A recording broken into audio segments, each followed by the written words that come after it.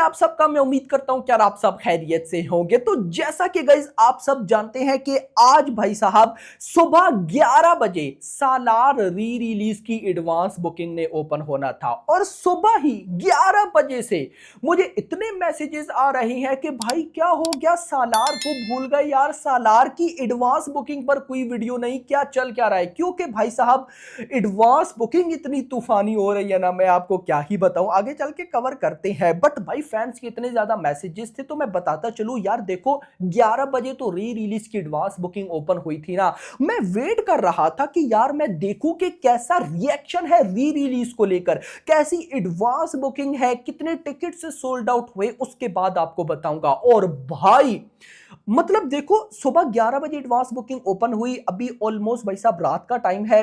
अब देखो सिनेरियो क्या हो रहे हैं, सिनेरियो यह है कि प्रॉपर एडवांस बुकिंग ओपन नहीं हुई, जस्ट एक टेस्टिंग थी। और टेस्टिंग में जो टिकट्स सोल्ड आउट हुए हैं मिनट्स के अंदर, कई जगह पे हाउसफुल हुए हैं मिनट्स के अंदर। भाई क्या क्रेज है, री रिलीज में इतना क्रेज है यार, री रिलीज में जस्ट इमेजिन।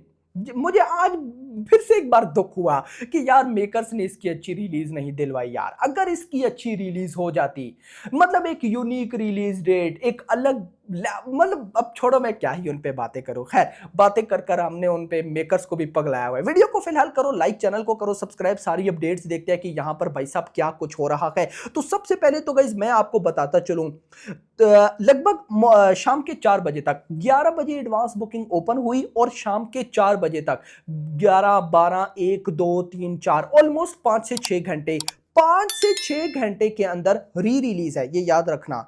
री रिलीज में 5 से 6 घंटे के अंदर, वो भी लिमिटेड एडवांस बुकिंग में, बुक माई शो के ऊपर 10,000 टिकट सोल्ड आउट हो गए थे। 10,000 टिकट से सोल्ड आउट।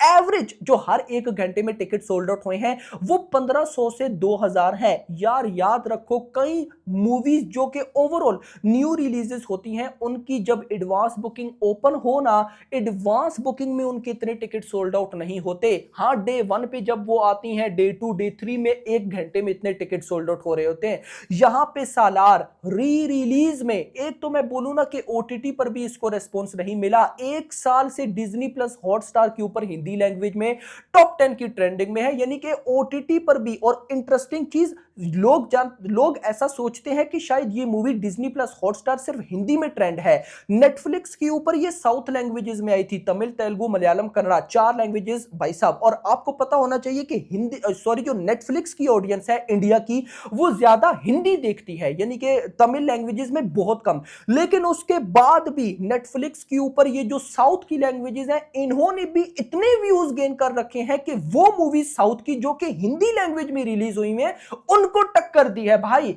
तो एक तो ये नहीं कि ये ओटीटी पर नहीं चली, ओटीटी पर भी इसने रिकॉर्ड क्रिएट किया। तो उसके बाद री रिलीज में एडवांस बुकिंग की कब आज 13 मार्च है ना, 13 मार्च 21 को रिलीज होनी है। एक वीक पहले ऑलमोस्ट इन्होंने एडवांस बुकिंग ओपन की लिमिटेड, और उसमें भी 5 से 6 घंटे के अंदर 10,000 टिकट सोल्ड आउट यार। और है इस मूवी का भाई, देखो मैं आपको एक आज कमाल बात बताता हूं, आप हिल जाओगे।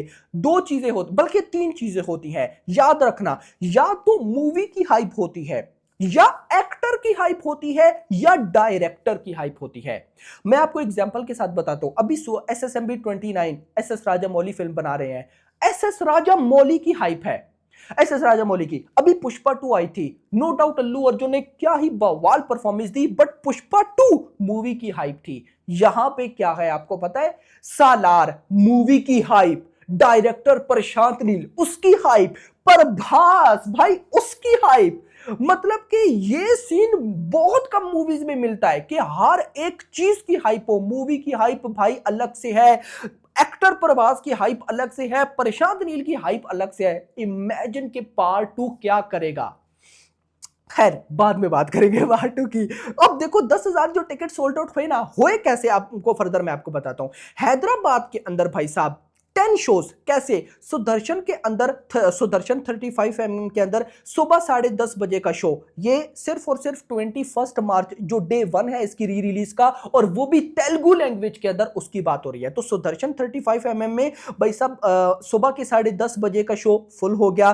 फिर सुदर्शन 35mm के अंदर ही दिन के 2:10 का शो भी फुल, फिर 5:50 का शो फुल, फिर रात के 9:45 का शो फुल। फिर उसके बाद भाई साहब यहां पर अगर मैं आपको बताऊं तो विश्वनाथ 70mm में सुबह 8 बजे का शो फुल। उसके बाद श्री रामुलु 70mm में सुबह 8 बजे का शो फुल। उसके बाद अगले दिन 22 मार्च को सुदर्शन 35mm में सुबह 10:30 का शो फुल, दिन को 2:10 का शो फुल, 5:50 शाम के वो शो फुल। उसके बाद रात के 9:45 का show full. This is madness. इतना नहीं, रुको जरा, मैं आपको बताऊं ब्रह्मा रंबा 70mm में सुबह 7:45 का शो फुल है। टोटल 5 शो है जिसमें सुबह 7:45 का फुल, उसके बाद 11:15, 2:45, 6:30, रात को 10 बजे। अब सुबह 7:45 का फुल, रात के 10 बजे का शो भी ऑलमोस्ट फुल होने वाला है। बाकी 3 शोज में भी एडवांस बुकिंग जारी है अच्छे तरीके से। उसके बाद अगर मैं आपको फर्दर बताऊं